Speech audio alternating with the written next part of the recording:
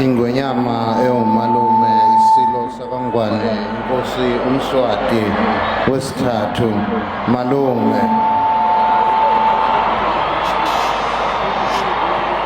ngibingelele umongameli abadala umhlonishwa ubaba umbeki ekhona phakathi kwethu ngiphakamisa futhi omunye umongameli wethu omdala ubaba uZuma ugedlesekisa Zuma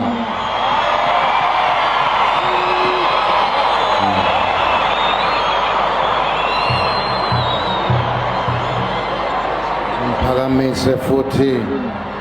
ukubonga okukhulu kusekela mongameli naye omdala umama uMlambo Ncuka naye okhona phakathi kwethu ngithokoze futhi kakhulu nina besilo ukuphakamisa umama uNkosazane Dlamini Zuma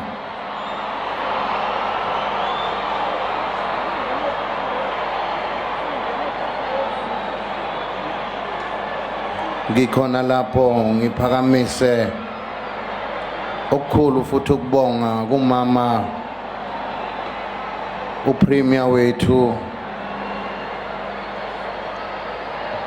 umama uMadube mhlonishwa ngiphakamise futhi umhlonishwa ubaba uDuma ngoba ngikhuluma nje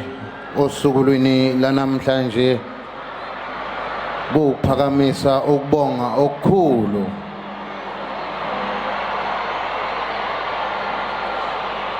kuba bonke laba bantu engisabize amagama abo manje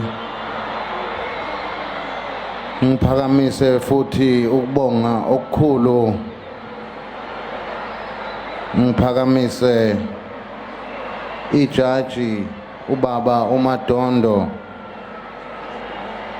we-Justice Fraternity ekhona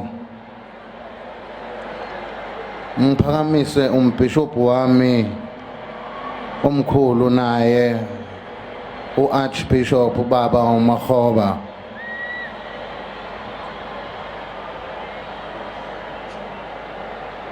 labe ngibabizayo njalo ngoba ngikhuluma ngabo nina besilo abadlale indima neqhaza elikhulu empilweni yami